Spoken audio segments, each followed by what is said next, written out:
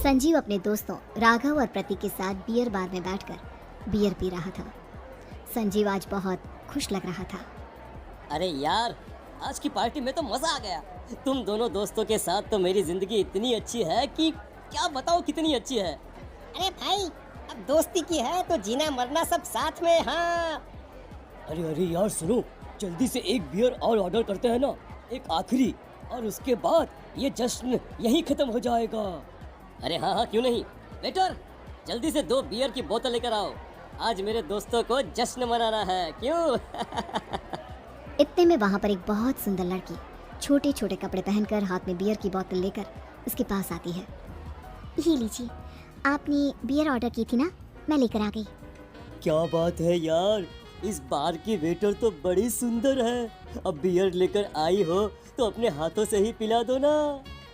हाँ क्यों नहीं, जैसा आप बोलोगे मैं वैसा ही करूँगी।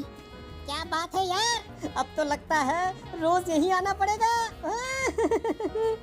उसके बाद वो लड़की उन तीनों को बियर सर्व कर देती है। पार्टी करने के बाद वो तीनों अपने अपने घर जाते हैं। प्रतीक, संजीव और राघव को उनके घर छोड़कर जैसे ही अकेला अपनी कार में आकर बैठता है तो अचानक उसे एहसास होता है जैसे उसकी कार की पीछे वाली सीट पर कोई बैठा हुआ है। वो तुरंत पीछे मुड़कर देखता है। तुम यहाँ क्या कर रही हो? और तुम मेरी कार में कब आई? अरे तुम तो बार में वेटर थी ना। बस ऐसे ही मेरा दिल कर रहा था आपके साथ आपके घर चलने का, इसलिए मैं आपके साथ चली आई। अरे लेकिन तुम मेरी कार में आई कब? अभी कुछ देर पहले तो यहाँ पर मेरे दोस्त बैठे हुए थे। प्रतीक के इतना बोलते ही उस लड़के का चेहरा खतरनाक तरीके से बदल जाता है। उसकी आंखें पत्थर की तरह सफेद और पूरे शरीर पर नीली नीली नसें उभर आती है। गाड़ी चलाओ, पूरी स्पीड में चलाओ, और अगर तुमने गाड़ी रोकने की कोशिश भी की तो मुझसे बुरा कोई नहीं होगा। डर की वजह से प्रतीक के पसीने छूटने लगते हैं। उसका शरीर बुरी तरह से कांप रहा था। प्रतीक बिना कुछ सोचे समझे कार को फुल स्पीड से चलाना शुरू करता है। चलते चलते वो शहर से दूर एक पहाड़ी पर पहुंच जाता है और सामने अब सिर्फ पहाड़ी का किनारा दिख रहा है, जिसे देख प्रतीक घबराकर अचानक से कार को ब्रेक लगाता है। देखो देखो देखो देखो, मुझे छोड़ दो मुझे। अगर मैंने गाड़ी जरा सी भी आगे बढ़ाई तो हम दोनों नीचे गिरकर मर जाएंगे।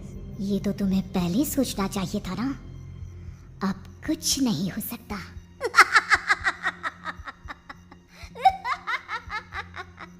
छोड़ दो मुझे। नहीं प्लीज मुझे छोड़ दो। प्लीज मुझे जाने दो। छोड़ दो मुझे। गाड़ी आगे बढ़ाओ। और तभी अचानक से बिना प्रतीक के स्टार्ट किए उनकी कार आगे बढ़ती है और गहरी खाई में गिर जाती है। उसके चीखने की आवाज़ चारों तरफ सुनाई देती है।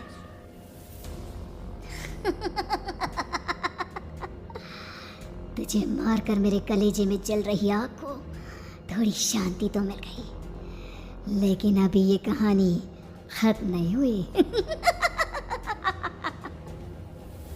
और फिर अगले दिन राघव और संजीव को पता चलता है कि प्रतीक की पहाड़ी से नीचे गिरकर मौत हो गई।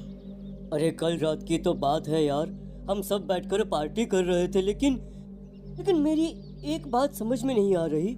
राघव शहर से इतना बाहर उस पहाड़ी पर इतनी रात को क्या करने गया था? अरे यार, वही सोचकर तो मैं भी परेशान हूँ। हम दोनों को छोड़ने के बाद तो वो सीधा अपने घर जाने वाला था, और वो आत्महत्या क्यों करेगा भाई? कल रात तक वो कितना खुश था, हमारे साथ सेलिब्रेट कर रहा था। हाँ, लेकिन पुलिस ने तो यही कहा है कि प्रतीक ने अपनी कार को जानबूझकर पहाड़ी से नीचे गिरा दिया और आत्महत्या कर ली। अरे यार संजीव, मेरी तो कुछ भी समझ में नहीं आ रहा है। चल ठीक है, अब मैं अपने घर जाता हूँ। Okay bye. राघव अपने घर में अकेला था। दोपहर का वक्त था। तभी दरवाजे की घंटी बजी। कौन है? अरे 1 मिनट रुको, अभी आता हूँ। राघव ने जैसे ही दरवाजा खोला उसने देखा कि सामने एक बहुत खूबसूरत लड़की खड़ी हुई है। कौन है आप, और यहाँ किससे मिलने आई हैं? देखिए ना, बाहर बारिश शुरू हो गई थी, मेरी गाड़ी खराब हो गई है। आपका घर नजर आया तो सोचा कुछ हेल्प ले लेती हूँ। क्यों नहीं, आइए ना, आइए। मेरे कपड़े पूरे भीग चुके हैं, क्या आपके पास टॉवल मिलेगा प्लीज? राघव अपने बाथरूम से एक टॉवल लाकर उस लड़की को देता है। थैंक यू सो मच, अब मैं चलती हूँ। अरे इतनी क्या जल्दी है? आप चाहे तो बारिश रुकने तक यहाँ पर रुक सकती हैं। हाँ। लड़की ने पलटकर राघव की तरफ देखा। नहीं, मुझे जाना होगा, मेरा काम बाकी है। और वो वहां से चली गई। उस लड़की के जाने के बाद राघव अपने बाथरूम में नहाने के लिए गया और जैसे ही उसने बाथरूम में देखा तो उसका टॉवेल वहीं पर लटका हुआ था। उसने टॉवेल हाथ में लिया तो देखा कि उसका पूरा टॉवेल खून के धब्बों से सना हुआ है। अरे अरे ये क्या? ये टॉवेल तो मैंने उस लड़की को दे दिया था। ये वापस मेरे बाथरूम में कैसे आ गया? और इस पर ये खून के धब्बे कहाँ से आ गए? राघव ने आईने में देखा तो उसकी गर्दन पर एक बड़ा सा चाकू का कट लगा हुआ था जिससे खून बह रहा था, जिसे देख राघव के होश उड़ गए। हाँ, अरे ये क्या? मेरी गर्दन इतनी ज्यादा कटी हुई है और मुझे दर्द भी नहीं हो रहा है। ये क्या हो रहा है मेरे साथ? राघव घबराकर बाथरूम से बाहर आया और अपना मोबाइल उठाकर उसने संजीव को फोन लगाया। संजीव जल्दी से मेरे पास आ जाओ। मुझे लगता है कुछ बहुत बड़ी गड़बड़ है, जल्दी आ जाओ। उधर से आवाज आई लेकिन वो आवाज संजीव की नहीं बल्कि एक लड़की की थी। कुछ अजीब नहीं हुआ है, बस तुम्हारी मौत तुमसे मिलने आई थी और तुम्हें मार कर चली गई। अब तुम इस दुनिया का हिस्सा नहीं हो राघव, इसलिए तुम्हें अपनी गर्दन के कटने का दर्द भी महसूस नहीं हो रहा। नहीं, ऐसा नहीं हो सकता। कौन हो तुम? तुम्हारी मौत। अब संजीव के पास खबर पहुंचती है कि राघव ने अपने ही घर में चाकू से गर्दन काटकर आत्महत्या कर ली। ये सुनने के बाद संजीव के होश उड़ गए। वो पसीने से तरबतर हो गया और एक अनजाना डर अब उसके दिल को सताने लगा। संजीव के साथ ही उसका एक छोटा भाई राजीव भी रहा करता था। अपने भाई को इस तरह परेशान देखकर राजीव उसके पास आया। अरे भैया, क्या हुआ भैया?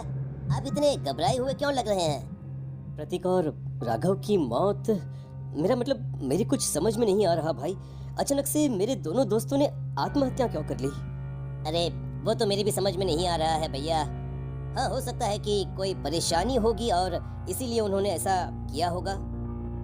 हाँ, लेकिन दोनों की जिंदगी में एक साथ परेशानी और दोनों का इतनी खतरनाक तरीके से आत्महत्या करना, कहीं ऐसा तो नहीं मैं भी मर जाऊंगा? अरे आप ऐसी बातें क्यों कर रहे हैं भैया? वैसे ही मैं इतना परेशान हूँ। जब से अंजलि ने मेरा साथ छोड़ा है तब से सब कुछ बहुत अजीब सा हो गया है। रोज रात को डरावने सपने आते हैं। ऐसा लगता है जैसे अंजलि बार बार मेरे सपनों में आकर मुझे डराने की कोशिश करती है। अंजलि का नाम सुनते ही संजीव की आंखें फट गई और उसके गले में आवाज अटक गई। उसके चेहरे पर घबराहट साफ नजर आ रही थी। कौन थी वो लड़की जिसने प्रतीक और राघव को आत्महत्या की आड़ में मौत के घाट उतार दिया? और कौन थी अंजलि जो बार बार राजीव के सपनों में आकर उसे डरा रही थी? अंजलि का नाम सुनकर संजीव इतना घबरा क्यों गया? इन सवालों के जवाब जानने के लिए देखिए इस खतरनाक कहानी का अगला भाग।